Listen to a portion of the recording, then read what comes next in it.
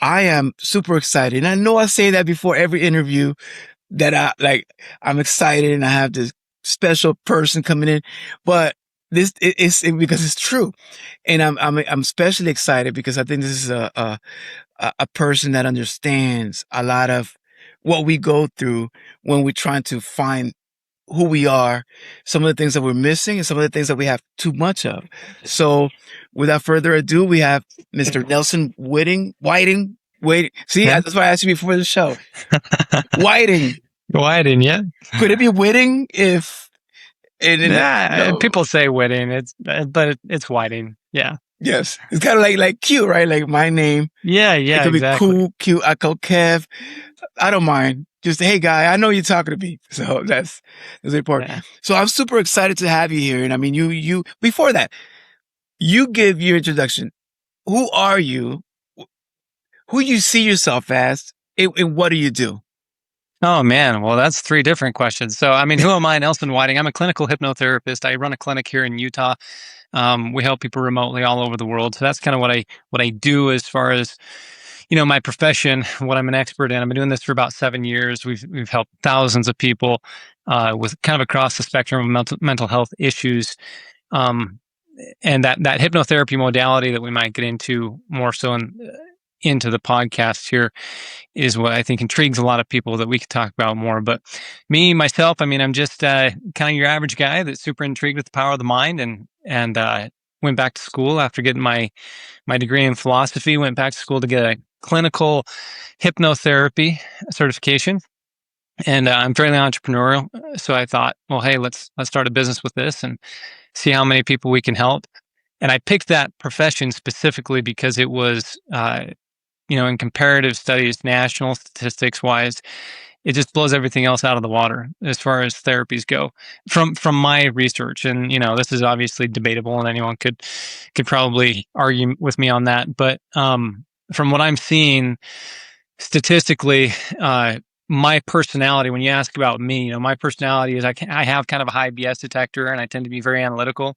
And so I want to see exactly what's working, what's not working. Maybe it was my philosophy degree that kind of instilled that in me, but I just wanted to see what's working, what's not working, where are the cracks, why are some things way more effective than other things, and can they be repeatable? And do I have to have some sort of like special intuition or energy work, like ability to do this? And fortunately, with hypnotherapy, you don't need to do that. It's fairly mechanical. I run a school where I train certified clinical hypnotherapists through the National Guild of Hypnotists, which is the largest certifying body of hypnotists in the world. And so we have to have it really reduced down to a science that anyone could come and get qualified to help somebody else in. But it also is usually regulated by the state. And so we have to kind of run our practice under psychology regulations through, the Department of Psychology licenses and the state statutes. But what that means is that it's regulated more so than most people think.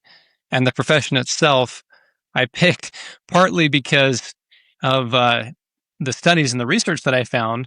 But when you ask about me personally, who am I? I'll share a story with you as to why I got into this because of my first exposure to it 20 years ago at my high school all-nighter party here in Springville. We had a hypnotist come for entertainment purposes, and there were about 500 people sitting in the audience. This was like midnight, right? All-nighter party. So we got all these people sitting in the auditorium, and the guy starts talking to us about how the subconscious mind works. And I got very intrigued by it. And I thought, I want to participate in this. Let's see what happens. So he brought us all up on stage, and there are about 40 of us just sitting in these chairs on this wood floor stage. And I was on the very, very end. And he starts relaxing us, right? Doing his little hypnotic induction thing. And I thought, okay, I'll just play along, follow instructions, see what happens. And next thing you know, I'm like off in la la land in my mind, almost like I fell into this like daydreaming state. And I can hear this guy's voice in the microphone super loud. And he just goes, go even deeper, go even deeper, go even deeper. And I was like, okay, let's do it. And I'm going deeper and deeper. And I start to get so relaxed, like my head falls back and I'm like, limp in the chair. And then he took us even deeper. In that last one, he said, just go as deep as you possibly can. And I just fell out of my chair. And I fell all the way out of my chair and I slammed my head so hard on the wood floor. it just reverberated throughout the entire auditorium, and I could hear everyone's gasp, you know, and I'm like, "Oh my gosh." I heard that, but I didn't feel a thing. No pain. There was no bump or bruise later. I thought, "Wow, this is wild." I'm so relaxed. I felt no pain there. I'm just laying there on the floor having this almost orgasmic type experience. Speaking of seduction, it was really weird, actually. Um, but I'm laying there having this experience, and he tried to get me to start playing along, you know, doing the entertainment stuff for all the audience. And what's interesting here is now, looking back, I understand now there are stages of hypnosis that you can put someone in. And depending on which stage they're in, the depth of trance that they're in will create different phenomena inside their mind. And in this case, I had fallen all the way down into what's called the Esdale state. It was named after James Esdale, who did a bunch of open bowel surgeries with no chemical anesthesia. Over 3,000 of them using this hypnotic induction to put people into this state. And what's interesting about the state is that the person is in such a relaxed state, they become unresponsive. That's why they call it the hypnotic coma. It's not really a coma because they can go in and out of it if they want, but they become so relaxed, they become unresponsive. So he started to ask me to do things, and I didn't want to participate. I just wanted to stay in that very relaxed, amazing state. It was euphoric. It was ecstatic, right? And everyone else is in kind of a lighter state, and they all started participating and having fun. And the guy just like ignored me, and I just stayed on stage in this like weird funk for the rest of the show. But the whole rest of the night, I go back down into the audience, and the whole rest of the night until like 6 o'clock in the morning, I'm just walking around like his mom, like, what is this weird state that I just experienced? And why am I kind of in this hangover from it? Anyway, so that kind of introduced me to hypnosis in general. Before that, as a senior in high school, I was getting into some kind of advanced classes, but I was kind of an average student. And so I needed help, and I didn't want to necessarily cheat, but I came across a book called Double Your Brain Power, and I thought, that's what I need if I'm going to ace all these classes. And it gave me a breathing technique that puts you into the alpha learning state. It's called the optimum learning state. And in that state, you can absorb information and then regurgitate it very easily. That was from a book by Julie Marie Stein, I think was her name. It's just a breathing technique, basically box breathing for 7 rounds of box breathing, and then telling yourself affirmations like I'm a phenomenal learner. I have great memory recall. I love learning, that kind of stuff. You do it 3 times. So it takes like 5 minutes to put you into that state. But then I could absorb all of my anatomy, medical terminology, and ace all my tests 100%, which blew my mind. But that was my first introduction to using the power of my own mind, leveraging what I was now understanding was a power that I could access, and I could do it on command. And what I didn't realize was that I was practicing self-hypnosis. Actually, that's one of the questions I want to get to, right? Because I mean, it's so interesting, even how you got into it. But I want to go back really quick before I forget to the beginning where you talked about philosophy major, because that was my beginning journey into it. That was what I was pursuing when I started going to college, and I left it. And I'd actually dropped out completely because I was very gun ho about it. You know, I was all the honor, philosophy classes. I'm in the philosophy club. I'm doing all the philosophy things that you could philosophically do. And the dean, she was also one of the instructors. And, you get to know, you're in so many classes. And one day we just had a break, and she's talking to me outside. She said, well, why do you want to do this? Why do you want to do philosophy? Why do you want to learn this? And I said, well, I want to write books, and I want to create my own theories and philosophies. And she's like, but you can do that now. And I was like, it was kind of like a statement so nonchalant that I was like, she's right. And then she goes, because even if you get this degree, it's not like they're hiring down at the philosophy factory down the street.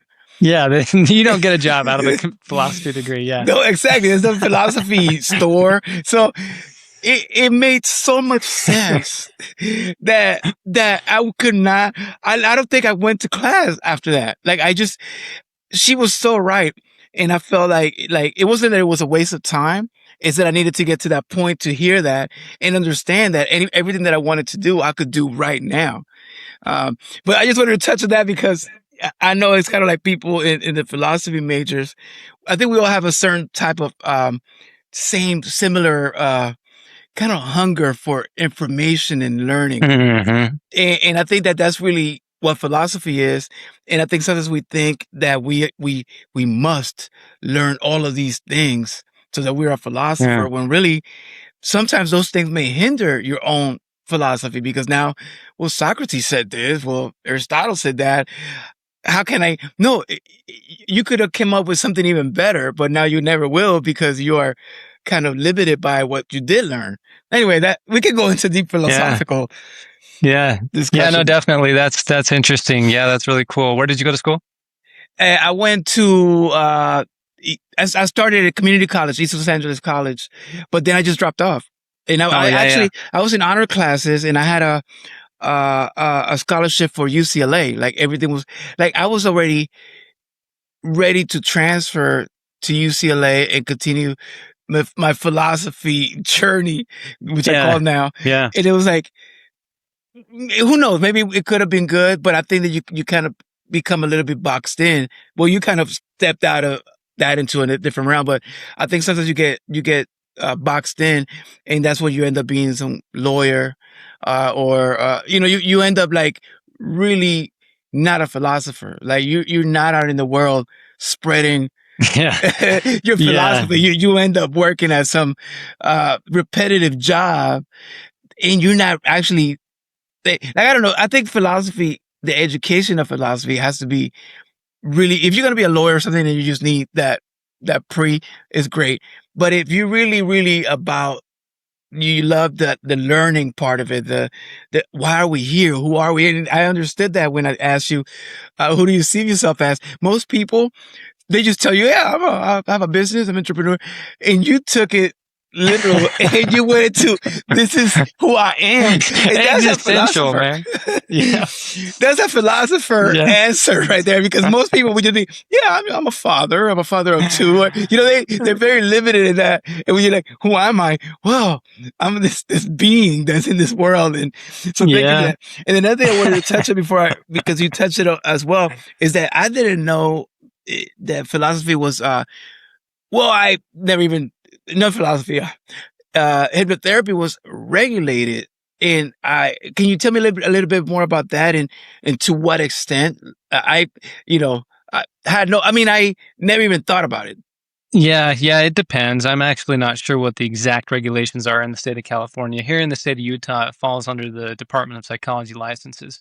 So it's not a licensed profession, it's a certified profession, but the schools still have to be registered that certify people in it. And, you're still bound by certain regulations. There was a guy recently in the state of Utah who was just convicted, uh, went to jail for different things that he did just recently this year. He was a hypnotherapist, um, and that'll probably tighten up some regulations here. We haven't had problems with hypnotherapists here in Utah since like the 70s. That's like one of the first ones in a long time. So they might tighten up some regulations. As far as regulations, really what they're saying is that you can't claim to be a mental health counselor. You have to give disclaimers that you don't prescribe, you don't treat, you're not a medical doctor. I can't prescribe medication. We don't treat, we don't heal, we don't do any of that stuff. So we can't really say any of that. And for example, in context of what I specialize in, what we market for is we help guys, mainly Christian guys, faith-based men, overcome pornography problems, and we call them pornography problems or compulsive pornography habits or porn viewing habit or something like that. We don't call them an addiction, partly because an addiction falls under the DSM-5 manuals of an actual diagnosis that a psychiatrist can make, right? And so we have to be careful saying stuff like depression, anxiety, and addictions because those are all formal diagnoses, right? So we say other things, sadness and fear, worry, and Yeah. stuff like that, which is kind of silly that we have to tiptoe around it. But reality is they're all the same kinds of things that we get to just give different names and not have to worry about the label, but just say, hey, describe what your problem is and let's work on it. You know Yeah, what I it's mean? like soy milk. I think they were getting sued or something. I think they might have even had to change the name because it's not milk. Right. Yeah, it was a big deal with the milk industry saying it's not milk, it's a soy beverage or whatever it is. Yeah. So, but it's the same Yeah. thing. It's the same market. People are going to buy that no matter what it's called. But I understand. But and the reason I bring that up because so if I wanted or if I learned and I start watching YouTube videos and I learn to hypnotize people, can I get in trouble? And I know that California, different states have different, but can I get in trouble for practicing hypnosis without a license if I'm doing it, I don't know, to my friends or? No, no, stage hypnosis, entertainment hypnosis, the Hollywood kind of stuff for comedy and stuff like that. No, I mean, it's just a fun kind of game that you can play. It's when you start claiming to be healing people or pretending to be like a mental health counselor, a talk therapist, or something like that, an advisor in any kind of capacity where you're making claims about curing people. That's where you can get in trouble with that. There are a lot of people that do it still, that are not. Maybe making the right claims. And I think that some things are over regulated. Um, some things should be pretty regulated, but I think the reason that obviously the psychology industry, the reason that's so regulated is because if you tell somebody they have anxiety and then they think they need to go get an anxiety medication, that's a big deal. Because now if they're on an SSRI or a benzodiazepine because you said that, and they can go commit suicide, like that's bad news, right? You got to be very careful with what you're saying. Right. And I understand. I mean, I think so. And I also think the regulation is not a bad thing in the sense that it actually validates hypnotherapy as legit. Because if it was like tarot cards or Yeah. psychics, right? They're not Well, and in regulated. that sense, the National Institute of Health and the American Psychology Association, the American Medical Association as well have all endorsed hypnotherapy as an orthodox form of therapy, as opposed to complementary or, um, uh, yeah, as opposed to a complementary type service. So they do understand that all the way back to the 50s. And what's interesting is, like, we're waiting around to get endorsed by some big association when that association hasn't even been around as long as hypnotherapy has been around, right? Yeah. Hypnotherapy has been around since the 1750s as a really legitimate form of uh, therapy for both chronic illnesses and mental illnesses, chronic physical illnesses and mental illnesses, and it became the foundation for all modern psychology moving forward. Freud was a hypnotist; he was a crappy hypnotist, and he moved out of that and created his own theories that ended up really, in my opinion, really destroying um, the the ability to get someone to fix their problem very quickly and permanently in the fewest amount of sessions possible in a very respectable way. Because as soon as you pulled it into talk therapy, and we're talking consciously, not subconscious information, now you're, like he said, this kind of therapy isn't going to be for the poor because it's going to take 100 to 300 sessions to facilitate a change. Well, that's because he created psychotherapy, and psychotherapy, as compared to hypnotherapy, always loses, like, by a lot. Hypnotherapy comes out like 300 times more effective than traditional psychotherapies that are still being used today. But hypnotherapy has also come a long way.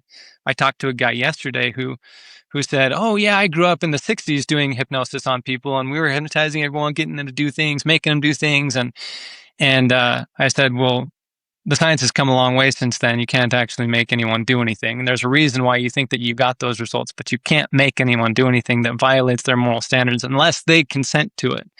Because there's always something in the mind that's protecting their belief system, which is really fascinating because part of the reason why hypnosis has become so acceptable is by understanding that it's not brainwashing, it's not mind control, it's actually increasing your internal control mechanisms to do what it is you believe is right and true and correct for you. So if you're on stage and somebody says, take your shirt off, and you're like, yeah, baby, I have an excuse to show off and act and have fun, I'm going to go do it. Right. But they can't make you do anything, which is really fascinating because the government's tried to use hypnosis for a long time to try and get people to do things, create the Manchurian candidate, the assassin that doesn't know what they're doing and they can't be interrogated and can't reveal information. And they've never been able to prove that hypnosis can do that. They have to use a lot of shock therapy and psychedelic drugs on top of suggestions like in hypnosis. Well, So it's very different. Yeah. has that been I know that's more like a conspiracy, but has that been proven? Wasn't there MK Ultra or some Yeah, plan? that was the one. Yeah, that Okay. was the one that was trying to use hypnosis, and they couldn't do it with But just did it hypnosis. fail, or do we not know that it succeeded? Well, no, they definitely succeeded in being able to control people, but it's just like if I exert enough influence on you and I threaten to hurt your family and I torture you and I isolate you, and the whole time I'm just telling you what you need to be doing, eventually you're going to concede and go do it. And that's what happened. Okay, so if you don't want to, it wouldn't happen. Or can you force it like that? For example, where you're kind of forcing it physically almost. Yeah, yeah, physical abuse. Yeah, but that's obviously that's not the same thing as what's happening in like a clinical setting and with hypnosis itself. Because hypnosis, you got to understand that all hypnosis is increasing your focus. That's all it is. From a neuroscientific standpoint, literally that's all it is. When you put someone in a hypnotic state, the two hemispheres of the brain they sync up. You're creating more communication between all different parts of the brain, and you're helping someone increase communication between the limbic system of the brain, the deeper part of the brain, and the conscious part of the brain. And I can unpack what that means if you want, but um, basically, what you're doing in creating focus and increased concentration is creating a flow state that doesn't necessarily mean more intense focus. It means more alignment between all the different parts of the brain where they can now act synergistically. And because you have more parts of the brain working on one small problem or one big problem, now it feels more effortless to accomplish that task and to problem solve because you have all these 19 compartments of the brain that are usually operating on different frequencies. Now they all become coherent. And when they become coherent like that, that flow state that happens, it happens because you slow down that brainwave state, and you basically bring on the subconscious or limbic system part of the brain that is the one that creates behavior. And so when you do that, uh, just by listening very, very carefully to the person who is giving you instructions, it's uh, it's a layered process of getting somebody to do one thing, like, hey, listen to me, breathe and you will relax, right? And close your eyes and it'll help you to see internally. And breathe with your diaphragm, it'll stimulate your vagus nerve to tell your brain to tell your body to relax. And just keep giving them instructions like that. And as long as they continue to play along and follow instructions, just like I did when I fell out of my chair as a senior in high school, they're going to have an experience. But a lot of times that experience feels involuntary. And that's why people come up with, oh, they mind controlled me, because it feels involuntary because you're going to start doing things that you didn't expect. So, like if I were to give you a hypnotic induction right now and you started to kind of fall asleep, you might have those little muscle jerks that you get when you're falling asleep. Yeah. Those are, by definition, involuntary muscle jerks. They're a subconscious function. But it's not because I made you do that. It's because you followed along and you allowed yourself to get into that state, and now you're having a reaction. Is that your body trying to wake you up, or defending against that induction? Like maybe.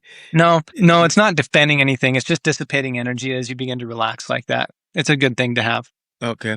And before we move on, because I just want to say, we were talking about Freud, and I feel like there hasn't been anyone else. It's like, I mean, there's other, you know, psychotherapists or psychologists, whatever you want to call that when that world started, because I don't think it was organized before. But I don't think his ideas, and this is an opinion, this is my opinion, but I don't think his ideas were really that great. I don't think that he was the type of, uh, person that was very intuitive. There's rumors that, he was like a cocaine addict and all of these things. So when you look at all of this, that's like saying like some guy talking to himself in the train is telling you you're in love with your mother, and that's now psychology. Like, to me, it's like, have Yes. we really studied this?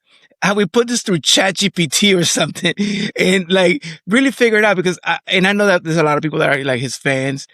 Well, psychologists, most of them they go by those teachings. That's what I was saying about philosophy. When you get boxed in, and now you either following Freud or something, like there are no psychologists out there that are mixing or bringing new ideas, or why is that, and why has hypnotherapy, which is obviously a lot more effective and immediate, why is that kind of pushed aside as in, oh, that's not traditional. This is a tradition.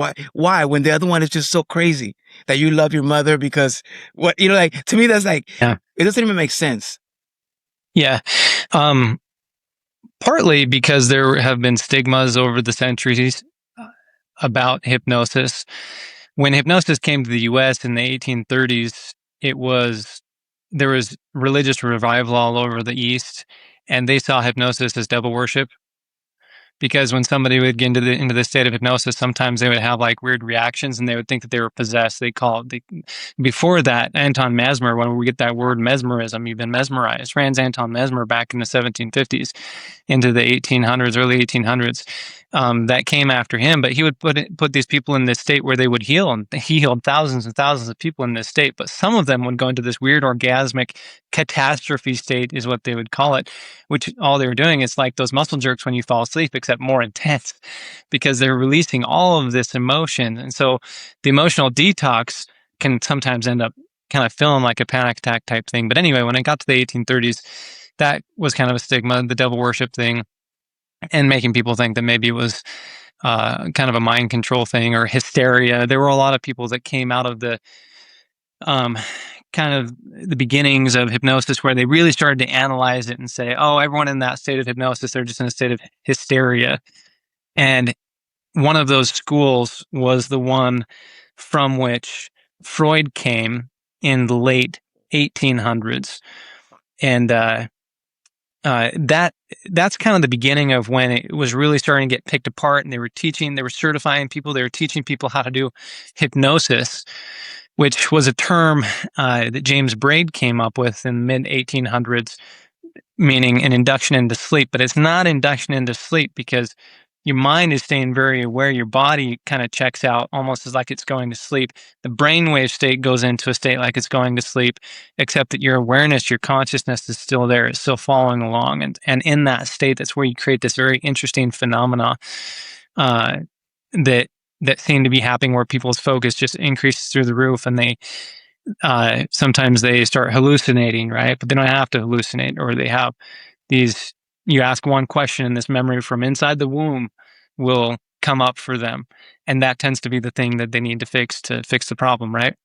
So because in the subconscious mind, you have access to all of the imagination, memory, and emotion that you've ever experienced, ever. It's like a storehouse of information down there. So if you were to get somebody into that state properly, and whether you do it through hypnosis or prayer, meditation, or holotropic breathing, whatever it is, if you can get somebody into that state and ask the right kinds of questions, all of a sudden information starts coming up.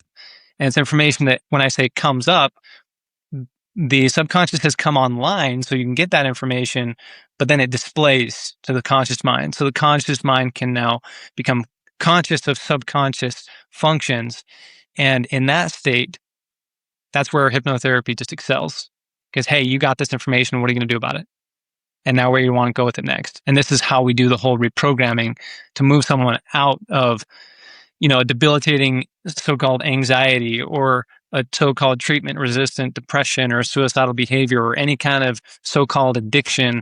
I mean, none of those problems can resist proper subconscious reprogramming. None of them, if it's done properly. So And medication isn't at play. exactly that's exactly what I was going to bring up, because I feel that it's very obvious that there's an industry that is beyond the help.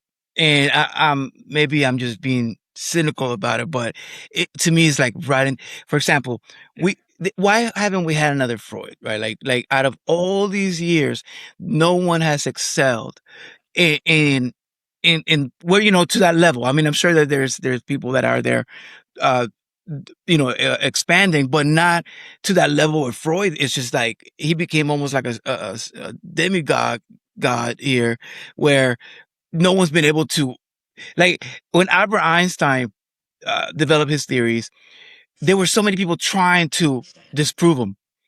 And and it's still to this day. I mean, that a lot of the things that we discover is because trying to disprove a theory that Albert Einstein had, where he said himself, these are these are meant for us to learn from here.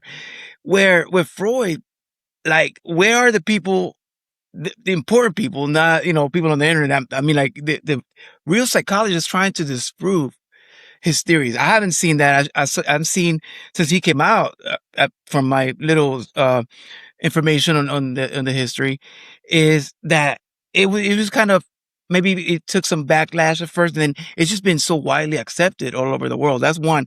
Two, is there an equivalent to a Freud in hypnotherapy? If so, like who would that person you consider to be, and if not, why not? And I know there's a Yeah. few questions that are Yeah. It's a whole bunch of questions. So yeah. let's pull a philosophy move on it and dissect them, right?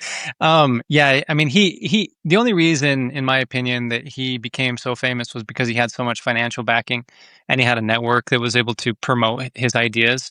It was kind of like when, the idea of, a couple hundred years ago, it's totally accepted now in public school that the center of the earth is an iron nickel melting core, right?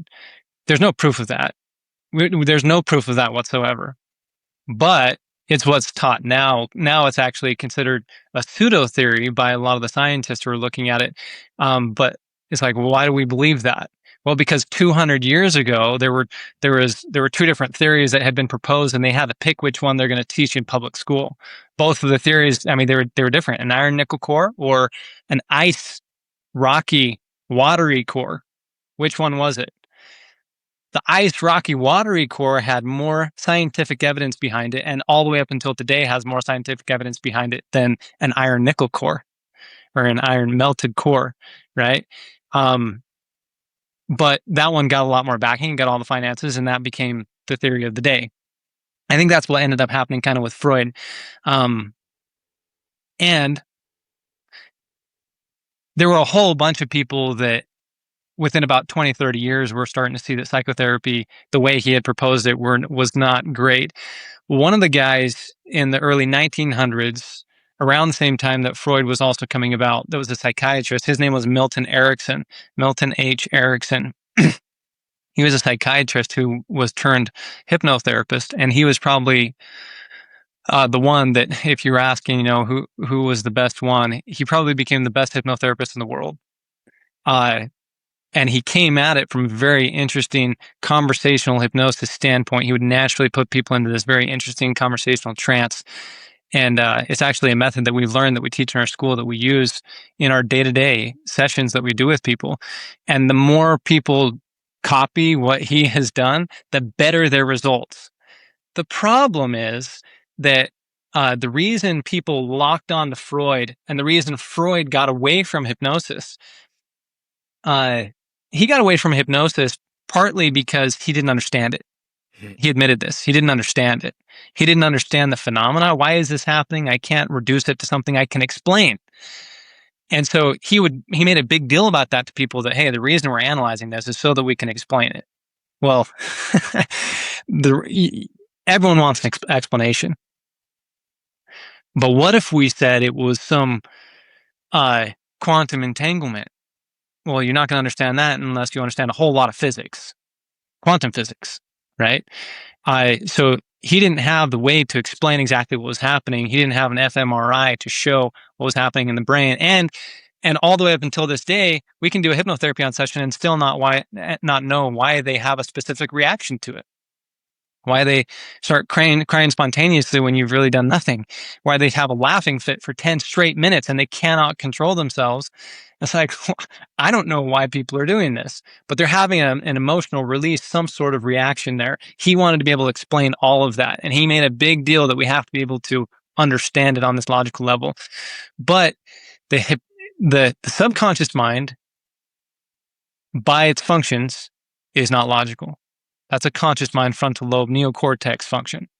That's not a limbic system function. So you're trying to understand, it's like trying to understand, wrap your mind around the idea of a square that you extend and you turn into a cube, and then you extend and you turn into a fourth dimensional cube now. And conceptually, mathematically, we can kind of say, yeah, this is what it would look like, because it would have so many angles, this many coordinates, but we can't actually show you what it is, because it's interdimensional now.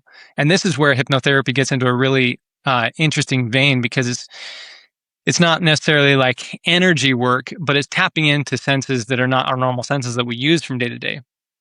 I mean, when you're having a vision where you have a spontaneous intuition, meaning you know something without knowing why you know it, where does that information come from? And is this revelation from a higher realm? Is this tapping into a spiritual dimension? Where because there's a lot of indication that there's a lot more information traveling, for example, between me and you, Q, right now than what we can see. You can't really see all the information. There's scalar waves, there's electromagnetic waves, there's all kinds of information and frequency. Now I can put my hand through this nothing between the two of us, but this is not nothing. It's full of information. The ether has already been proved. It's this divine matrix. It's holding tons of information. What is that information? And if we can tap into it, how can we tap into it? And if we did, what kind of downloads would we begin to have? Because that would be a trip. Yeah, It would, it it would already almost, is. I think we yeah. experienced that.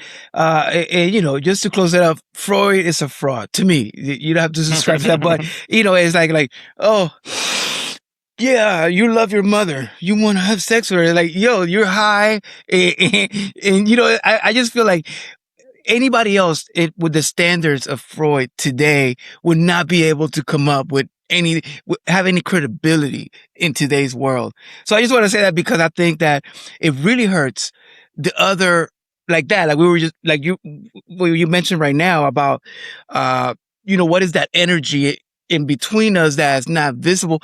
So we're the crazy ones trying to figure that out. But, having sex with your mother is, that's okay. And it doesn't even resolve anything except it leads you to some pills. Oh yeah, you want to have sex with your mother. So here's some pills for the rest of your life. So you're not depressed. I think that the psychology world has just gone so business into these prescriptions and pills and ADHD and we are missing the fact that for millions of years, like, I mean, for thousands of years, we haven't needed pills to survive and to cope with our environment. So now that we have the best, most comfortable life, we don't have lions coming after us. Now we are, depressed. Now we can't function. It doesn't make sense. So I feel like I just want to say that because I think people and everybody that I think if you agree, if you don't agree with me, then you can just leave it in the comments. But I agree. I just don't think that psychology is the answer because as I've been through a lot of pain and when I was going through a lot of dark periods, that's where everybody would go. Oh yeah, you should go see someone. You should see a therapist. And I'm not against that. Actually, I do see a therapist, but it's really because I want to out of my own, not because I needed it. I feel like we have everything we need to survive, and hypnotherapy is a lot closer to helping you tap into that broken system easier than taking 10 pills. You know what I mean? Yeah. I don't know how you feel about Yeah. medication. And I'm not saying that it's not necessary. I believe there's some people in a spectrum and some people that are extreme. They have mental challenges that are at an extreme location, but most of us, we just need to stop thinking that we are hopeless. Or what's your Yeah. philosophy on Yeah. that? Yeah. No, that's a good point. The medication industry, and I always have to be careful to just disclaim I'm not a Yeah, yeah. doctor, so I can't tell people to be on or off medication. However, I can cite all the doctors that I want. If you look at people like Dr. Peter Breggin and other psychiatrists who have been, uh, whistleblowers on the whole psychiatry industry, it's not psychology that's the problem. It's the psychology. It's not psychology. It's the psychiatry and the pharmacology that is the problem because now they're creating the drugs, and those drugs we know. SSRIs, for example, if you go look at Peter Breggin's book, all the SSRIs, the selective serotonin reuptake inhibitors, your Prozac and anything in that family, basically, and anything in the we'll stick with that family for now. But these are antidepressant, anti-anxiety medications that were fudged. Those numbers were fudged to get them through the FDA. And when they came through, one of the initial trials was like 1,200 people, and only 100 people finished because the side effects were so bad. And then they fudged the numbers because people were committing suicide. They said, oh, well, they would have committed suicide anyway. It wasn't because of the medication. More people are committing suicide on those medications than off. If you really look at the numbers when they go on. And so if you take a drug like that has on the label hey, this is to help with anxiety, but it might increase your anxiety, increase your depression, your mood swings, your irritability, your aggressive behavior, your addiction, your suicidal ideation. Is right there on the label, and it's going to counteract exactly the reason that you were trying to take that to begin with, right? And the grave dangers, I can tell you so many stories of how this backfired for people, because when they call me and they say, hey, I want help with anxiety, I say, okay, but are you on medication? And they'll say something like a guy called me the other day, and he said, "Hey, I'm talking to you because my wife wants to divorce me because I can't really hold a conversation with her. I'm kind of detached emotionally. She gets mad at me, and I shut down. And then I get really aggressive, and I have these outbursts, and it's really damaging my connection with her." I said, "Are you on medication?" He said, "I'm on Lexapro." Well, Lexapro is like one of the worst ones you could possibly be on. And I just pulled it up. I just Googled it and I said, negative effects of Lexapro. And I sent it to him in a text. I said, if you got off that, talk to your doctor. But if you were to get off that, every symptom that you described with your relationship with your wife as to why she wants to leave you is one of the side effects of Lexapro. Oh, and by the way, how long have you had that problem with your wife? About 4 years. Well, how long have you been on Lexapro? About 4 years. Hmm. Okay. So if you were to get off that, you might just not need hypnotherapy at all. Wow. Right. Just be careful with it. And these guys, I can tell you so many stories about this, but the point is, when somebody has a so-called anxiety or depression, they don't have anxious or depressive feelings unless they first have anxious or depressive thoughts. It's not a brain chemical imbalance problem. That's very well proven at this point. What that means is that it's very easily fixed. The reason you're depressed is because you have depressive thoughts. You hate your life for some reason. Same with anxiety. I mean, anxiety can literally just be because your life is so blessed that you don't know what to do and you're bored out of your brain, and an idle mind is the devil's playground. You don't know why you're having these problems, but we can see these root causes. Every time somebody comes in, we can see exactly why they have these so-called treatment resistant intensive problems. And I don't agree with the uh the claims that, well, some people are so bad they need to be on this stuff, because once you put them on, good luck getting them off if they needed it, so to speak, right? And what they needed was a fix, not some spellbinding effect that blunts their emotions so bad that they can't feel the problem, but they also can't feel the upper range of their joy either. And now you got them stuck in this weird emotional state. And in that state of a chemical hack, I mean, I'm a from a Christian background. I think that all this is doing is opening the portal and the window of demons and the voice of the devil to come in and whisper in your ears and screw with you, because a chemical is not going to tell you to go kill yourself, Hmm. but a chemical can put you in that state where now you're hearing that voice a lot more. That makes complete sense. And yeah, when I mentioned about the extreme, yeah, I agree with you that it's not the normal human being walking around, but I'm speaking of brains like serial killers, psychopaths that have, no empathy or emotion because their brain is a certain wired a certain way. Uh, Even child predators and people like they admit that they can't help their problem.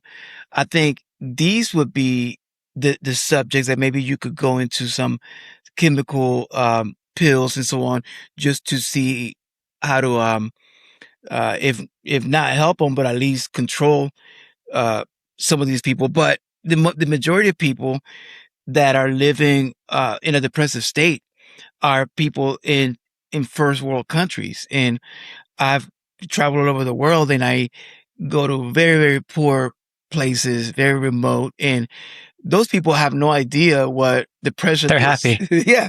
They're like, depression, what is that? Like, so I believe we manufacture a problem ourselves. Yeah, they don't have time to be depressed. No, their depression is that, I don't know, they got to go get water way over there. Like it's, they go through normal hardship as normal, and feeling sad because a girl rejected you. You don't have to now go to your therapist and get, because I think also, and you mentioned something about, it's not really psychology, is the psychiatry and the pharmaceutical. But I believe psychology at some point is the gateway drug into those drugs, because I don't think you go from zero to a psychiatrist. I think you go to, some little bit of therapy, and they tell you how bad you are. And then you go to deeper Yeah, therapy, and no, then you that's go. true. I agree with that. Yeah, Yes. And I'm not saying that definitely. everybody, and again, I'm generalizing. I mean, I'm sure that there's psychologists out there that are very, um, anti all of that. But I think the majority are are just following what they learn. And then the psychiatrists, they're not bad people, but are they really listening to the problem to help you, or are they listening to the problem to see what drug fits you? Because I believe Yeah, they they're trained in a way that they're not listening to see, okay, let me figure this out. This is why you're feeling. No, they're listening to you, everything you're saying, and the question they're asking is so they can see what medication fits those symptoms. So their problem solving is already chemical. I don't think yeah, that they have a lot of tools beyond that. Uh, I mean, they do, but I mean, I don't think they employ a lot of tools. It's so much easier to just go in a session and prescribe than to have 4, 5, 10 sessions trying to go over the same problem over and over in different angles to get this person to get it. Where in hypnotherapy, that's why I'm more of a fan, because you are there to solve that problem. And it might take you 20 sessions, but you're solving that. You within you is not that this magic pill that now you become dependent on is going to solve it temporarily, and while giving you bad side effects in other areas. So, yeah, yeah. And I don't want to put you in a position yeah. of pills and medicine, because I know that's what we're not talking about at all. So I'm going to even just change it. I'll change it abruptly. Can I hypnotize a girl to just kiss me? Can I go, hey, kiss me? Can I, is that possible? Hey, if you're charismatic enough, you can do it, right? Just through the power of influence. That's how influence works. And that's what's interesting about hypnosis is that when people say, "Oh, you can make someone do something," it's like that's not hypnosis. You're just using principles of influence. Anyone can do that. Your preacher does that, the school teacher does that, the doctor does that, the politician does that. Principles of influence are not what we're even wanting to employ in a hypnotic setting, not in a clinical hypnotic setting. With clinical hypnotherapy, we want as much voluntary compliance as possible. And as long as you will voluntarily comply and let yourself experience a new process, a new way of thinking, all we do, we're not advisors, we're not counselors. We just want to ask the deep questions. And as trained hypnotists, we can see based on your physical state what depth and level of trance that you're in. And so we want to keep you in that deepest level of trance so that your survival brain doesn't turn back on. The survival brain, when I say the survival brain, uh, you think of the ego, you think of the amygdala in the brain, the one that is the protective mechanism is going to protect you at all costs. It turns on fight or flight, stress, right? That amygdala won't turn on for me like it will for you and like for the other guy, which means that it's not really trying to protect survival as such. It's only protecting your belief system and what you believe is survival for you. Because what is a threat for you is not a threat for me, which means it's still only built on belief systems. You might run away from the tiger if you're scared of it, but the guy who embraces the tiger, you've seen those guys that are like hugging him. It's like, how in the heck does that work? Right. And so this survival mechanism, though, is what we need to make sure that people are not in when they're when they're trying to do any kind of problem solving. The research shows, and this was really interesting. You'll get a kick out of this. You ever heard of Dr. Joe Dispenza? Yeah, yeah, absolutely. Yeah, yeah. So I went to his retreat. When I went to his retreat last fall and in October in Florida, he kept saying this thing, and I was like, that can't be true. That can't be accurate. Like, I believe you that you're a great guy and like your research is solid, but that I don't know if I can wrap my mind around that until he just kept saying it and kept saying it and kept saying it. And they hadn't seen one single exception to this finding. And that was that when they measure people's brainwave states with EEGs and fMRIs and whatnot, if you're trying to solve a problem from within a disturbing emotion or from a survival state, you will make it worse 100% of the time. Hmm. 100% of the time. They had not found one exception to that. So what that tells you is if Q comes to me and he wants to fix a problem, and I'm a traditional talk therapist, and you're kind of in a panic state because you want to fix this problem and you're desperate to fix it, and you're really worried that if you don't fix it, bad things are going to happen. Like you're in a negative, disturbed emotional state. And then I say, let's just talk logically about this to try and problem solve it. I will make it worse 100% of the time. Wow. So what do you do? The opposite?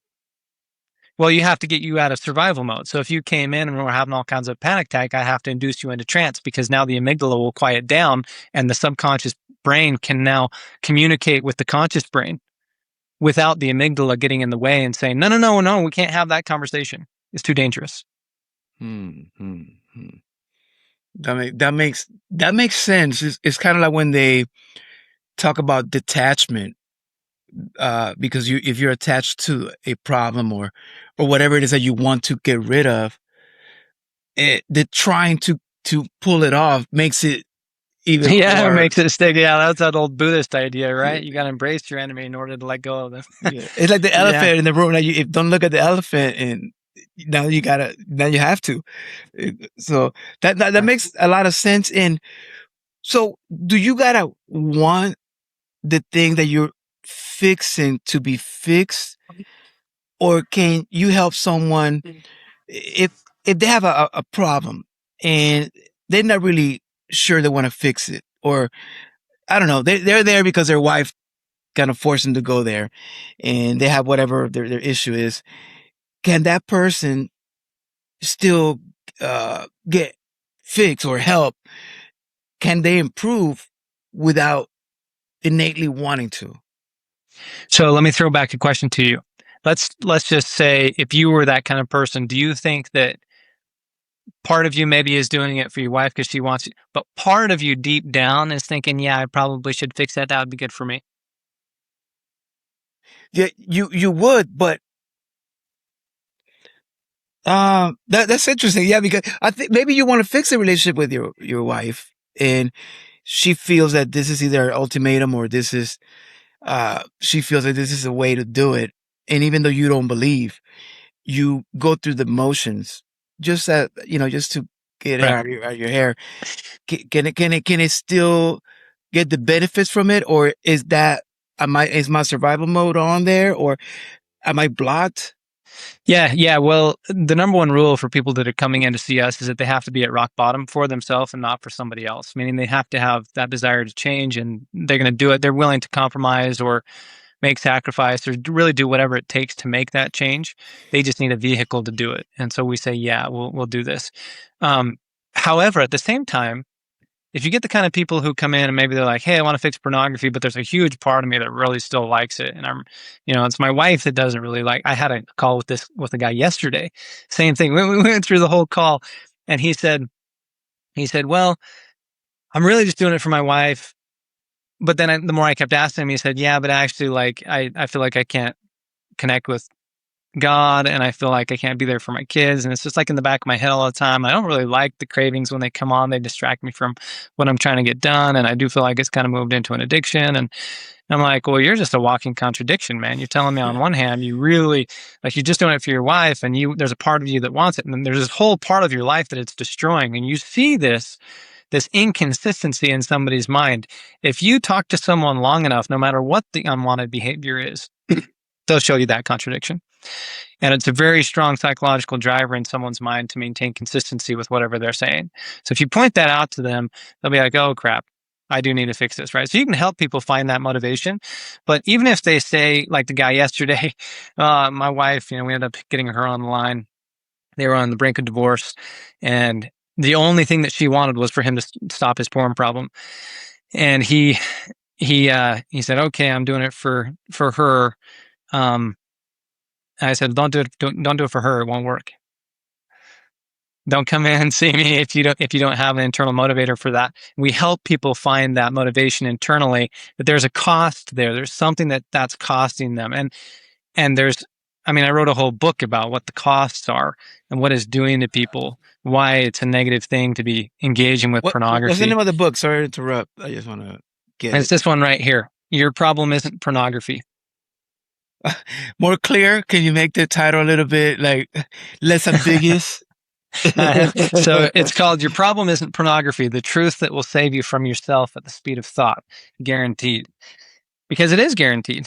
Nobody has a porn problem that they can't pull out of if they want to pull out of it. It's the people who come in and they say, I don't know if I really want to get out of pornography. It's so good for me. And there's so many positives that the positives outweigh the negatives. It's like, okay, well, come and see me when like you've had enough slaps in the face to know that pornography is not a good use of your time. And then we can fix you. Wow. Okay, so this is the juicy part that we were beating around to get, pardon the pun, but like we were trying to get to. So the okay, there's the religious Christian element. There. I think if we go there, it's easy. It's black and white, right? Of what's morally right or not. So let's pause that because I don't think there's debate on that, on what that is, and go into just the normal world and in today's modern world, actually. And okay, so pornography, what, like, what's the purpose of this? And I know the purpose, the results, but what is the purpose of this industry?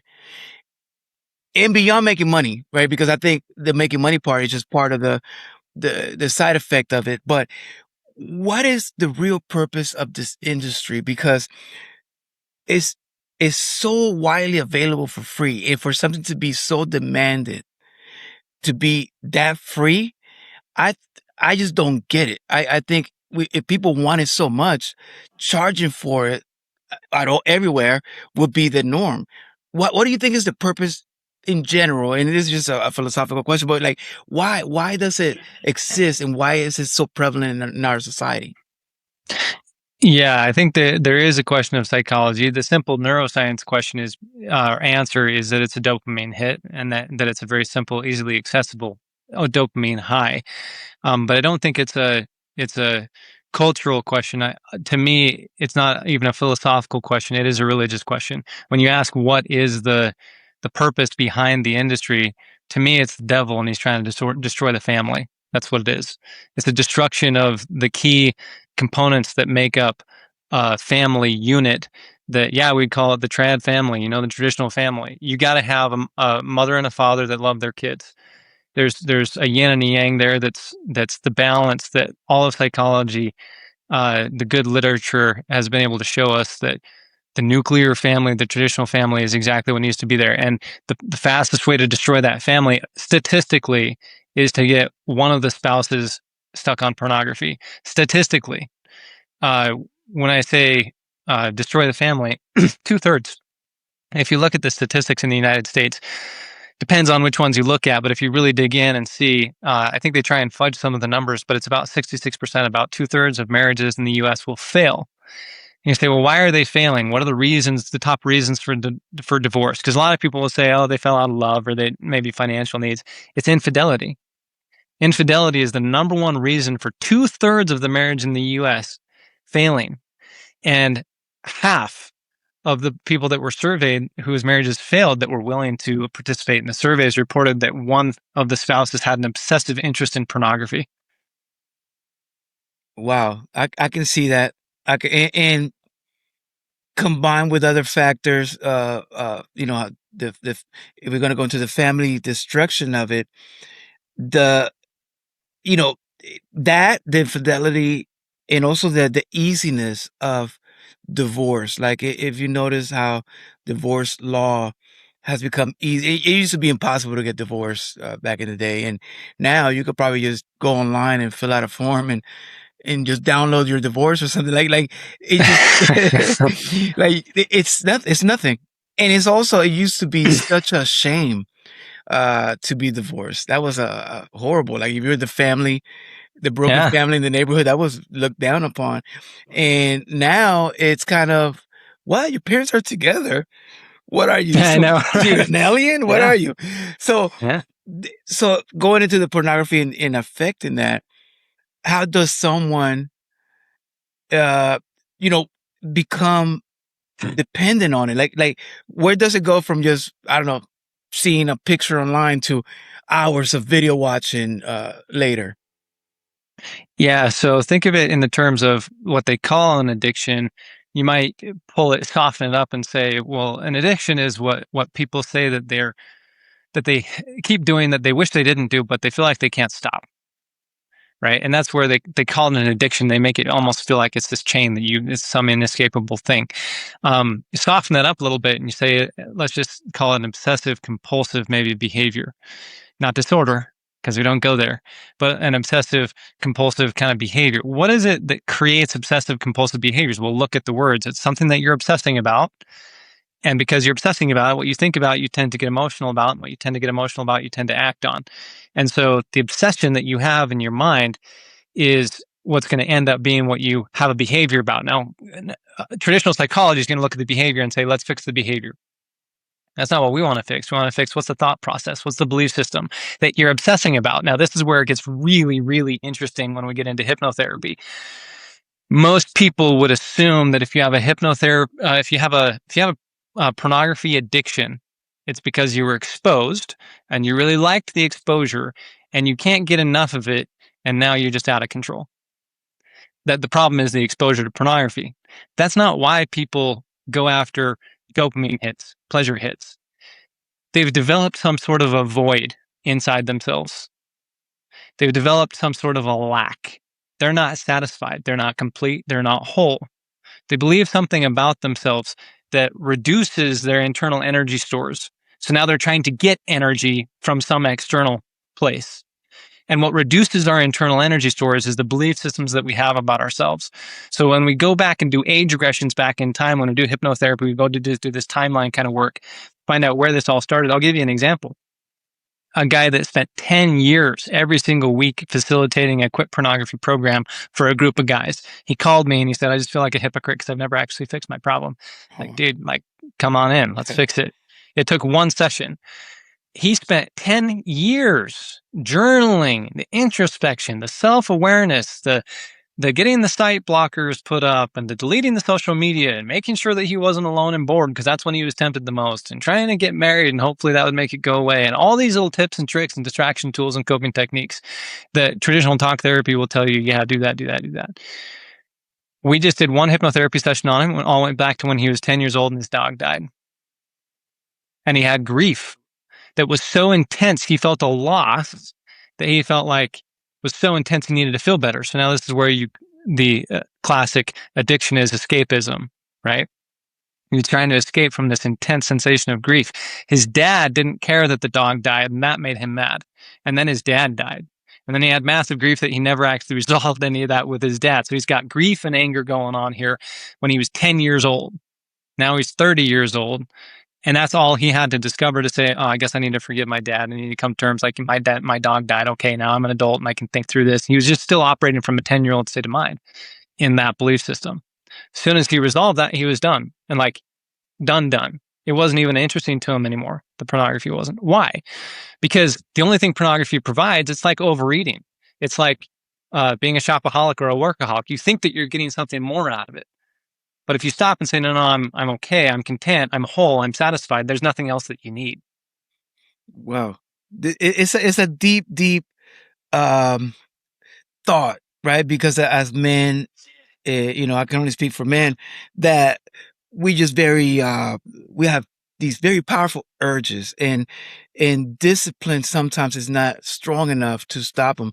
But I remember, for example, just with the case with me, the first time, I was young, and you get back then you had the pornography wasn't on paper. It wasn't like now online. You can just log on. You had to have like a magazine somewhere. But even before that, and I was young. I mean, not too young, but old enough to understand. I would just look at the Sears catalog, and yeah, I remember that. and, they had the lingerie thing there, and then that was my thing. That was my pornography until I discovered the harder magazines, and then I kind of collected a few of those, and you have friends and you interchange them. And then I remember when I actually a little older got a girlfriend, and we were, sexually active, it kind of erased the need for it. And I remember throwing away all the magazines. I was like, I don't need this anymore. I really felt fulfilled. And then we broke up. And I was like, why did I throw away those magazines? Like, I was like so mad at myself. But I think from there, it became like, not an addiction, but more like, even if I had a girlfriend, I'm not going to get rid of my little stash because I mean, I need it one day. Yeah. What psychological, it, Yeah. I mean, Yeah. is that normal? Yeah. The reason for that, it's just like they say with good addiction psychology, that the opposite of addiction is not sobriety, it's connection. But the person who says, "Oh, when I get married, now that I have enough sex, I'm not gonna be addicted because I'm getting that dopamine hit, I'm getting a lot of testosterone flow, I'm getting all my pleasure that I need this way."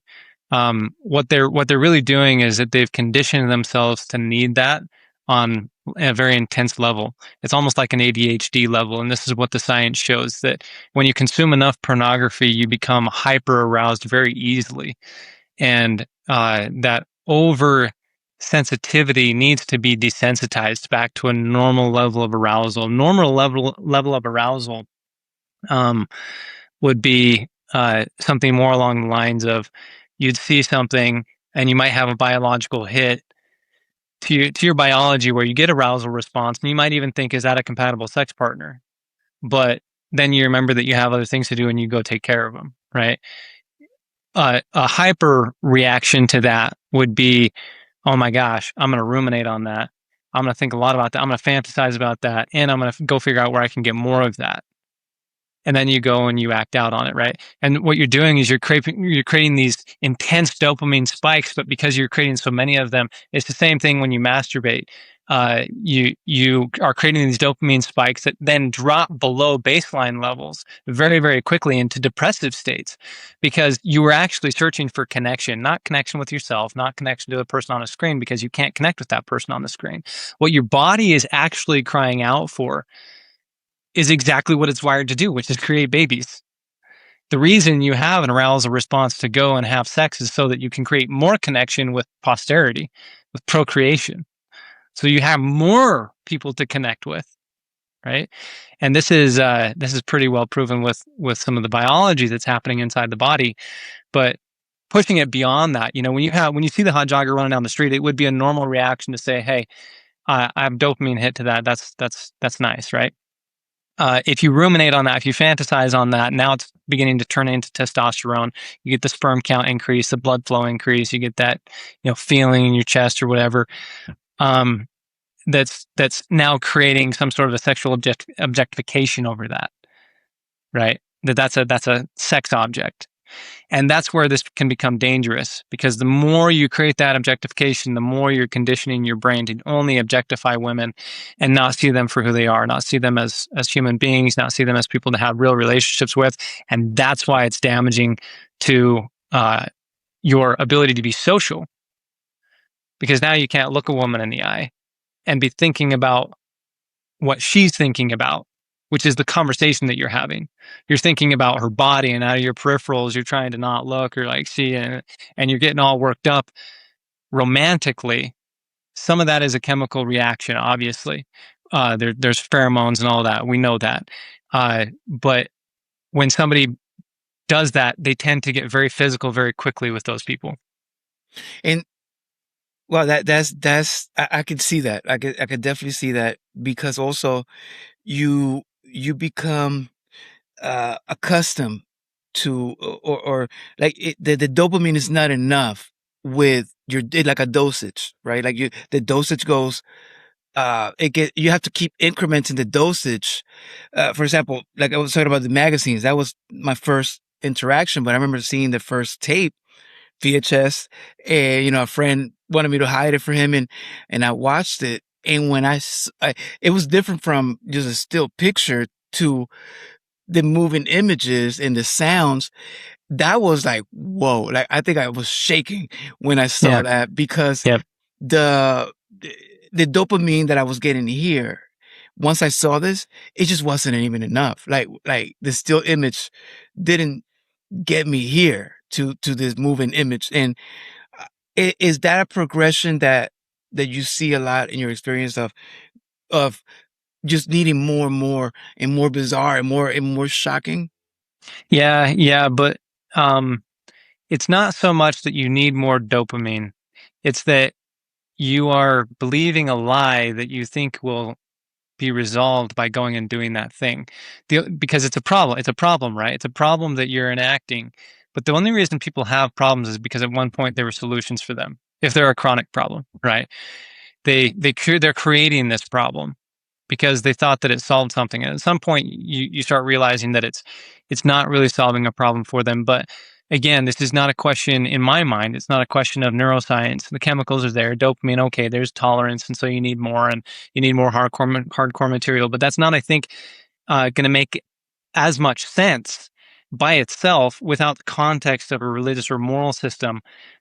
This is where my Christianity kicks in because it makes a lot of sense to me. I don't know what your listeners are religiously, but uh, when you have, for example, a false spirit whispering in your ears, a false spirit of lust, the spirit of lust is insatiable. And all it wants is greater and greater degrees of sensation, right? And so you get the person who's just looking at images, and if they're just kind of curious, they'll just keep looking at that forever, and that's all they ever look at for the rest of their life. But if they invite in that spirit of lust, lust is insatiable. It's never satisfied. And so it's going to want to go into deeper and deeper degrees of this. So now you have someone from images into videos. Now they're watching actual sex acts. And now they're down the slippery slope into watching male on male, female on female. And at first, when they were exposed to that, it felt very unnatural. And now they watch enough of it. It's like, oh, maybe I could try some of that. And maybe they start acting on it. And then they're into slasher, triple X rape stuff, the violent porn. And then they get into actual hookups. And then you get into weird crap like bestiality. And this is a slippery slope range that goes all the way down to death. Because then people start dying. There's murders, there's suicides in the porn industry. The average age of a porn star is 38, in case you're wondering. Wow. And they die off because of murders and STDs and heart attacks, drug abuse, suicides. I mean, these things, this is a real thing that you can look at statistically. And so this slippery slope, I think, is, again, when we talk about like, why is the porn industry there? It's to destroy the family. It's to destroy the person too. The devil wants to kill you, wants to kill your family, wants to kill everyone, right? And that might seem very intense to say, oh, well, yeah, but I'm just looking at pornography. Yeah, but if you take that to its extreme, that's not the habit that you want to continue to progress that way. Because when it progresses that way, I mean, and weird stuff starts happening. I've had guys that have come in and they're getting aroused by, wearing women's clothing. It's weird. It's unnatural, right? Or they get aroused by. I had one guy that came in and he was getting aroused by wearing diapers and sucking on binkies. Okay. And I'm like, what? But then we do hypnotherapy on these guys, and we find out why, based on their childhood and their initial exposure, why they have these special reactions and why they have fetishes, these certain fetishes. One guy had a foot fetish, right? Everyone seems to have, like, some people have weird fetishes, but like he couldn't even get aroused unless he was looking at someone's feet. And it turned out when he was 5 years old, his cousin, a girl, had come and put her feet on his groin, and he liked it, and he worked himself up so much with it. That was his first sexual experience, was with a girl's foot, right? He didn't know that. Now that he's 60 years old and he's wondering why he can't control his foot fetish. He has 1,000 pictures of girls' feet in his room. Like, it's just a subconscious thing. But when now you could say that's just a fixation that the subconscious mind creates a belief system out of. But at the same time, if you do believe in an adversarial influence that is going to exacerbate that, because in the scriptures it says, for example, when temptation comes, it comes because of your own natural man and the enticement from the adversary. If that's the case, then temptation is made up of two parts. Yeah, there's a part of your own. There's also the adversary that's trying to play off that and make it worse. It means in every case of temptation, the adversary is at play. And that's where in our work, we've been able to cut our recovery times about in half by recognizing that there might be an adversarial influence here. If we can kind of call that out or recognize it, we don't even have to call it a demon. You can just call it a negative emotion or something like that. But you have to be able to dissociate from it. Say, that's not me, and it's been lying to me, and it's not doing me any good. When you can really get rid of that, that's when people leave the session after one session. They're 100%. Wow. Especially the feet part, because there's actually sites that make a lot of money just women posting their feet and things like that. And I always thought like how do they have an audience for with this? I And know. I guess you prove that these people are out there really liking that. So if Nelson, if you didn't have, in all honesty, if you didn't have your strong Christian beliefs, would you be down this path? Would you be able to? I mean, I don't know. If you had like the problem, would you be able to resolve it without your religion, you personally? And I'm speaking that question is based on someone maybe that they say, well, I don't believe in, or they're atheists, whatever. If they, how do they solve it if they don't have because I think the Christian conviction is pretty straightforward and it's easy to understand it and abide by it. But if you don't have that, then is there a way? Is it harder? Can you still fix it? How would you fix it? Yeah. The answer in my office work with people who are not Christians, that the only answer for that is the same as with the Christians, but it's in a different direction. And that is just that the person has to have enough information that outweighs their bad belief system, right? You have to hit a point where your understanding of why the problem is so destructive or not good for you, not worth your time, that it somehow outweighs the joy and the satisfaction that you think that you're getting from that. And some of that is just, you can sit down with these people who don't have any kind of a Christian background and just say, hey, just look at the science here. Just look at the science of what the statistics show is causing divorce. Do you want your marriage to keep going? And what the statistics show is happening in your brain because you keep triggering this pleasure center, and the pleasure center is in a completely different side of your brain than your future oriented goal executive decision making observation is doing. So that part of you that's like, hey, in my life this is what I want, that's not the same part of the brain that just wants pleasure immediately, that instant gratification. The more you give that, the less able you are to think about and achieve your long-term goals. That's proven, right? So you can start looking at the neuroscience. You can start looking at the statistics of all the early onset erectile dysfunction that all these youth are developing. Well, why? Because they're looking at so much freaking porn, they can't get aroused anymore with the spouse or the girlfriend that they're with, because they have to think about that. And now they want to invite their spouse or their partner to watch pornography with them because they can't get aroused with just each other. Like, that's a problem. That's a serious problem, right?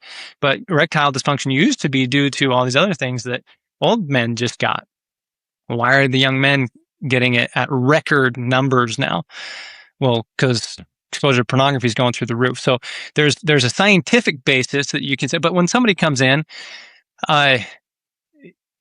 again, when we do the hypnotherapy with them, if they'll just be willing to explore why they have this problem, they'll probably realize that it all comes back to the universal negative self-thought that we all have. It's why we have all of our problems, because we create all of our own problems on some level. But that universal negative self-thought is, I'm not good enough. Wow. And if I'm not good enough, in what way am I not good enough? I'm not strong enough. I'm not good looking enough. I'm not rich enough. I'm not faithful enough. I'm not perfect enough. In some way, I've established that I'm not enough. And as long as I believe that, and this is what's interesting, and maybe we can wrap up with this because I know we're coming down to the wire. But what I've noticed, and as a religious person, this was fascinating to me. all these people that came in, thousands of sessions that I've done, and we have this 95% recovery rate in 1 to 3 sessions. I'm like, wow, these people are having amazing transformations. At the end of the sessions, a few years ago, I was asking a lot of people that were coming out of trance, and they said they'd fixed their problem. And I said, what's the most important truth or lesson that you learned from this? What's the most powerful thing that you got out of being here right now? Because I was working with a bunch of mostly Christian people, I thought they were going to say something like, well, God just took that from me. God's amazing. Like, Christ's power is just, that's not what I found. Maybe 5 people on one hand I could probably count, and thousands of people who were very religious that came in that said, God just took that from me. What they reported instead was, I have the power to choose. I have the power to choose. I just did that. God didn't do that. He was hoping that I'd do that the whole time. He's not like some oppressive authority trying to oppress me and keep me under his power. He's trying to empower me. He wants me to rise up and recognize my own power. And if that's really true, where is that? Because there's an internal store of energy that happens when you believe the right things.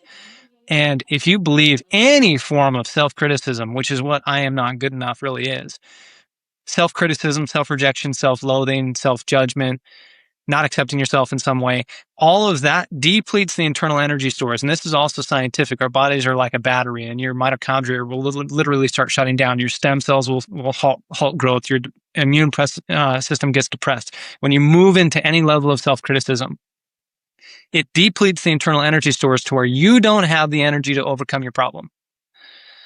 The only way to overcome your problem is to move into a level of self-acceptance, self-compassion, self-esteem, self-confidence, that you can overcome the problem, a hope that you can overcome it, and that you have the power to overcome it. That movement will increase the internal energy stores as if you're a battery. It increases them to where now you can overcome the problem. But this is kind of paradoxical or counterintuitive, I should say, because people will come in and they'll say, well, I want to love myself. And I say, well, why don't you? And they say, well, love myself when I stop having this problem. See the problem? Yeah, Because their energy stores are too low, right? And you got to love yourself first, right? In a way, it's a catch-22 in a way. Bingo. Exactly. Because the person who's waiting to feel grateful until after they have the healing isn't going to get the healing. Because it's the gratitude and the energy that creates, because gratitude is the ultimate state of receiving, is the energy that creates, that's created by that allows the healing to take place. So in hypnotherapy, we want to get people back to that identity. We're not looking at the behavior, pornography, smoking, shopping, workaholic, whatever the problem is. We're not looking at the behavior, the action. We want to look underneath that. What's the emotion driving the action? We want to look underneath that. What's the imagination and the thought process driving that emotion? We want to look underneath that. What is the belief system that you've created that is informing those thoughts, that creates those emotions and that action? And then we want to look even underneath that. What are the core identity statement belief systems that you have about yourself that are creating this entire cascade of what you're calling your personality? Before you that go, can change. I really want to just, before we wrap it up right here, like, is masturbation bad? It depends, is what I would say. Because I think that, again, this is from a Christian standpoint. There is neuroscience in it, and in the book I talk about some of the neuroscience, and part of it is what I just described to you, that the person who masturbates is looking for connection. When they do it with themselves, their dopamine levels drop below baseline levels, and they tend to get more depressed because they don't have someone to actually connect with. Because dopamine is very, very temporary. Testosterone is very temporary when you get these spikes. Oxytocin is the longest lasting.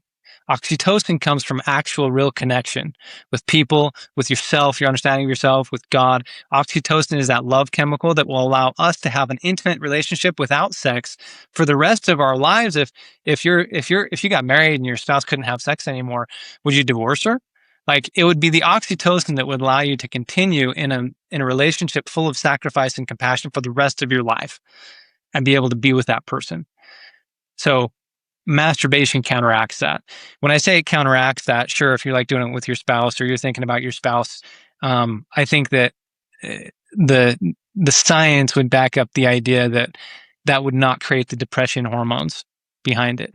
At the same time, from a religious standpoint, if the idea is like Christ says in the Sermon on the Mount, don't lust after a woman in your heart, or you're committing adultery, or don't look upon a woman to lust after her in your heart, or you're committing adultery. When you're going and masturbating, usually you're looking upon a woman to lust after her in your heart. Usually you're looking at pornography, or if you're doing it in the shower, there's no pornography. Like in your mind, you're still looking at pornography. You're just summoning up all those images so that you have something to get you aroused.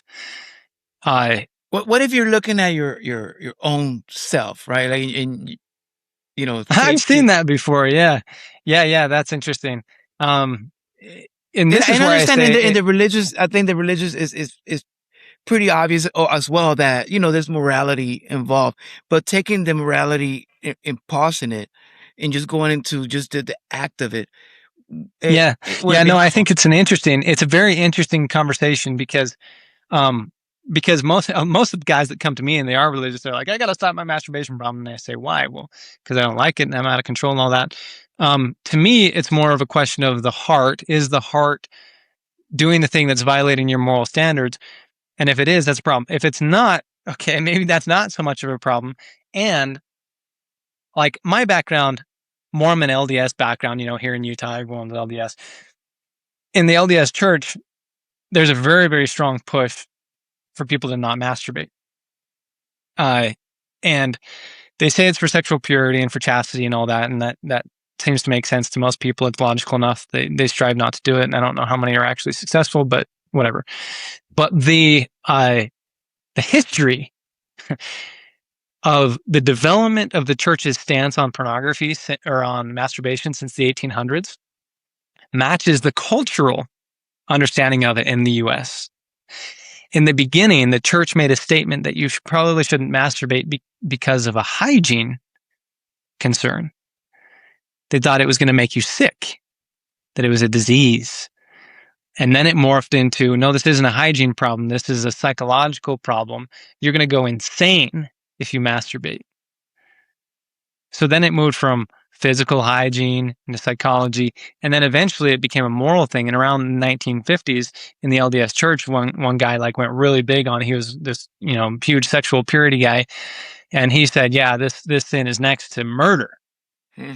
Like, oh, wow. Well, part of that is because, you masturbate and those little babies should have been somewhere. It's like an abortion now because you're not using your sperm to procreate and you're just killing all that. Like, I mean, that's a pretty intense view on it, but that's the upper range. And so they would actually tell you, hey, if you need to masturbate, like hold the scriptures in one hand and tie your other hand to the bedpost and go to sleep like that. Wow. Or you need to imagine that you're in a bathtub full of worms, if you're having these urges so that you just feel disgusted by it. And it's like, to me, that's all way too extreme. And I do think that masturbation can probably be totally just fine, as long as it's not turning into like a problem of the heart where the person is now going and objectifying again in their heart and in their mind that woman that is not theirs. Because now you're just doing the same thing as if you're looking at the pornography, as if you're actually creating the objectification compulsion all over again. Okay. And just to finish that thought up, if uh this thing they call post nut clarity, or let me be classy, post orgasm clarity, that after you do the act, you sort of see the world in a little bit more calm or more intellectual. Is there any truth to that, or is that just a psychological imbalance because of the hormone release, or how do you see it? Yeah, it's a hormone release. There is a dopamine spike, but there more so it's a prolactin release. Prolactin gets released in huge amounts into the body after an orgasm. That's what makes you feel tired. But when it has that effect of making you tired, it also seems to give you this sense of relaxation. And anytime you relax, you're going to be thinking more clearly. Okay, is that good or bad? I mean, it's just how the body seems to operate, I guess. No, but meaning uh, in the, if someone is, let's say, using it for that, it oh, to relax. If they're masturbating to relax, you mean? yeah. Oh, yeah, yeah. Well, again, I think that comes down to what your moral system allows you to do as far as the act of masturbation, but it's not just the act of masturbation. In our come from, it's what are you doing in your mind that's creating that. especially if it's become something that's compulsive and you feel like it's an addiction, you can't control it. Because that happens too. We've had guys that have come in, they're like masturbating 10 times a day. Oh, It's like, whoa, man. he's high strung, trying to get really relaxed. And then lastly, there's studies that they go, well, you need to release every so often as a man because of cancer concerns, prostate cancer, and so on. If I haven't really read those studies, but I've seen the data, but I don't know where the study came from or why. If it's true, how would you see someone that doesn't have a partner or married or younger and that data that could maybe affect their health if they don't? And I don't know. I'm not debating the data, but just if it was true. Yeah, yeah, there is an inflammation that can happen in the testicles that they call blue balls, right? And there are clients who I've seen who have had that problem. I'm not exactly sure why they have that problem, but they do feel like they have a decrease in the inflammation when they go and masturbate. Um, Again, like that seems like a medical issue, right? Uh, at the same time, I don't buy the whole cancer idea. It doesn't make sense to me. If you were never in the habit of masturbating as a kid, then you know what a wet dream is. And those nocturnal emissions are what the body will naturally do if you don't have a way to release. It happens, once a month or so. It depends on the person, but the body will naturally release that. And there are plenty of people who have come in to see me who wanted to stop the masturbation, wanted to stop the pornography, and they were single. So they didn't even have a way to release. And they were successful in doing that. And they were totally happy with it and completely fine with it. And they didn't feel inflamed and they didn't, you know, one of the problems, going back to Freud, saying stuff like sex is a basic need. It's not. When I say that, it's not for survival. It's not like food or sleep that you need to survive or you will die. Sex is not that way. There are plenty of people that live their entire lives without sex and they survive, right? But it's the same with the masturbation. The body has its own way of releasing that stuff. But this becomes mainly a problem for guys who have been married, and then they come in and they're used to having a lot of sex. They're used to having the orgasms all the time, and they've been conditioned to feel like they need it a lot. And again, that's a mental association.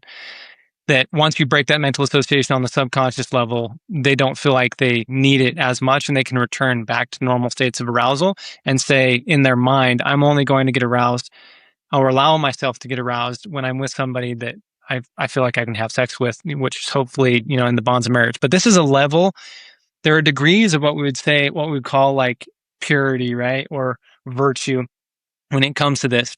I believe that you can truly get to a point with your partner, with your spouse, whoever it is you're being intimate with, that they're the only ones that you allow yourself to get aroused by. And that becomes a natural instinct and it actually increases the intimacy through the roof. And you're talking about removing that high statistical chance of divorce by allowing yourself to only have eyes for your spouse. And this is what Christ told us to do, right? Um, Cleave unto your wife and none else. Amazing. Thank you, Nelson. Amazing chat. I mean, I don't even know how long, it's been like 2 hours, but it's just been so interesting because everything you're saying makes sense from the standpoint of just common sense. Like we don't have to go deep into medicine or science to understand what you're saying. Makes sense. And how do we find you? And what kind of services do you offer? And if a guy that's watching this says, you know what, I want to stop my problem here. Uh, Yeah. how can they find you to make that attempt? Yeah. Yeah. And I'd like to leave your audience with a free training as well, but they can find my information at nolimitshypnotherapy.com. We're out of Spanish Fork, Utah. And like I said, we do remote sessions all over the world. So we're seeing people, in Argentina and Japan and all that. People who are calling in, doing hypnotherapy over Zoom doesn't decrease the efficacy, at least not from what we've found. So that seems to work. And nolimitshypnotherapy.com, they can go to that site and they can buy my book there if they want. It's only $7. They can get the book there. They can get additional training. There's a master class on why people have their pornography problems and what they can do about it and how they can book a call with us if they want to. But this book, Your Problem Isn't Pornography, for for people who are interested, it did hit #1 on Amazon in 5 categories, including Christian self-help and addiction and recovery.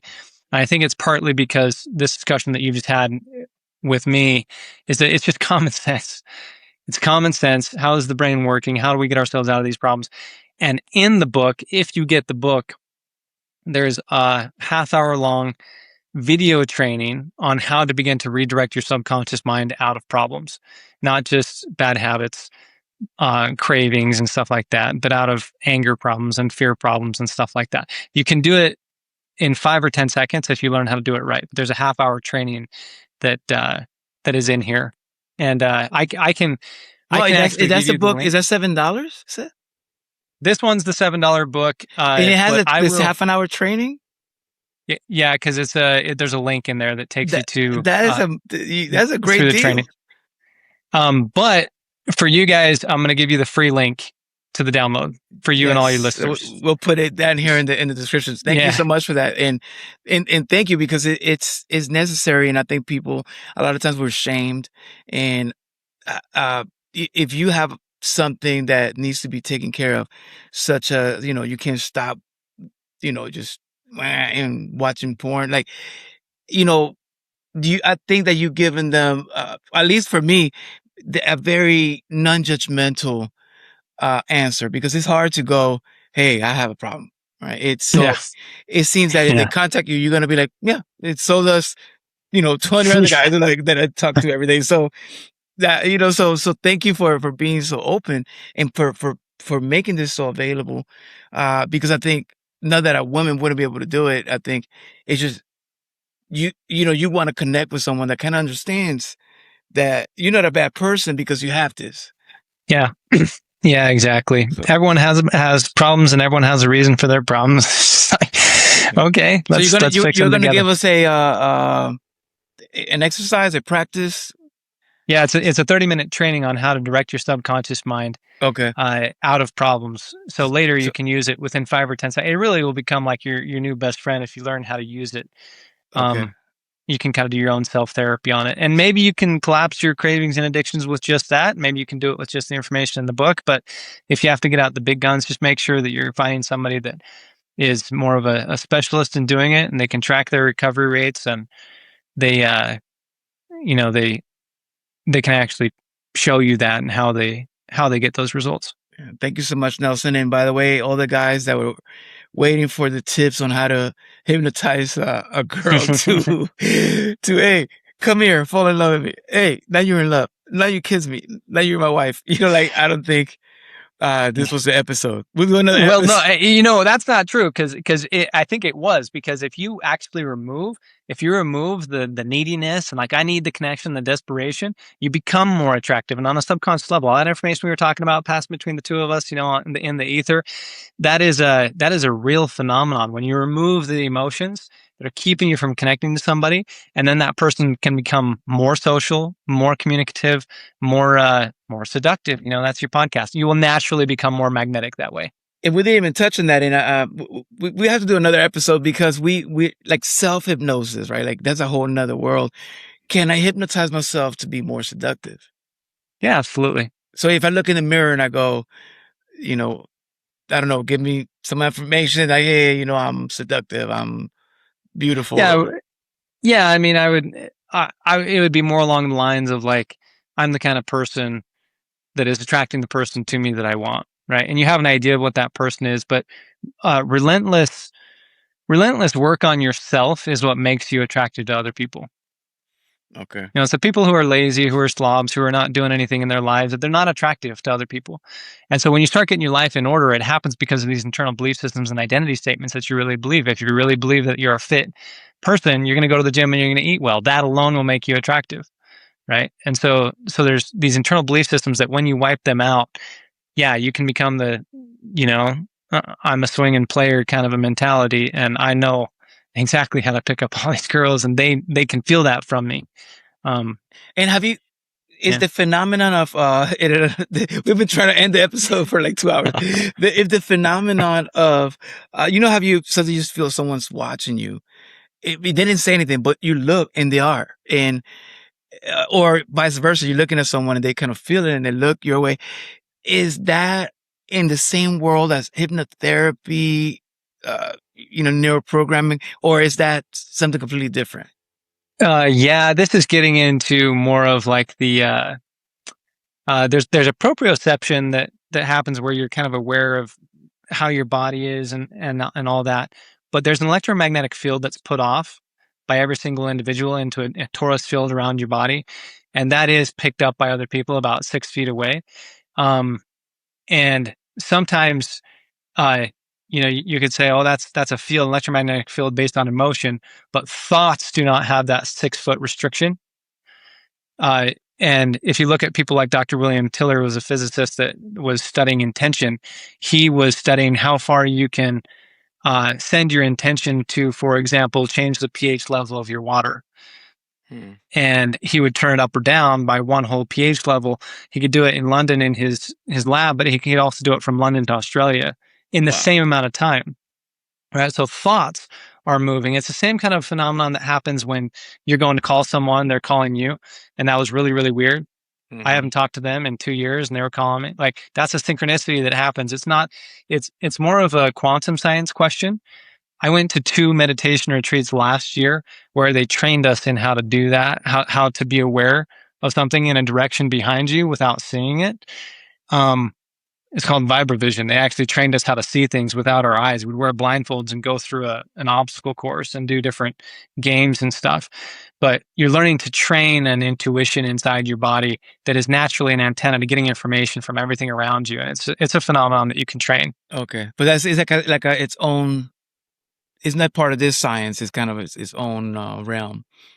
Yeah, I mean, it could be in the sense that this information that's passing between 2 people, for example, if you're in a meditation and I'm in meditation, it doesn't matter what distance we're at. And I could show you some of the studies as to why this is, but or what studies they are that prove that this is the case. But if you're meditating and I'm meditating on the same thing with an intention to connect with each other, we connect. And our brain waves will actually sync up so well that if they shine a flashlight in your eyes over there, my brain will light up as if a flashlight was shown in my eyes. Now that's this information that gets passed back and forth. If you go read the book by Greg Braden called The Divine Matrix, the science behind how this is working is very, very cool. So cool. There's so much here, and so basically, you can't do, or can you suggest something to a woman like, hey, I see you looking at me and you like me, and kind of like her, like, yeah, or is that possible? I mean, you could say exactly that and then see how she responds. She might resonate with it. I'll let you know what happens if I get slapped or something. Yeah, do it, man. Do it. You want me? Come here. I'm gonna do something, but thank you so much. And last, can you leave before you leave? Can you hypnotize my audience to subscribe? Just really quickly, can you suggest it? Hey guys, listen up, guys. I want you guys to pay attention right now to Nelson right now. Okay. You guys are all guided by the infinite intelligence within you, and if there's something here that Q has offered to you and it resonates with you, and you are ready and willing and able to connect yourself with this information, go and subscribe. That's going to be, if it's the best thing for you, go do it.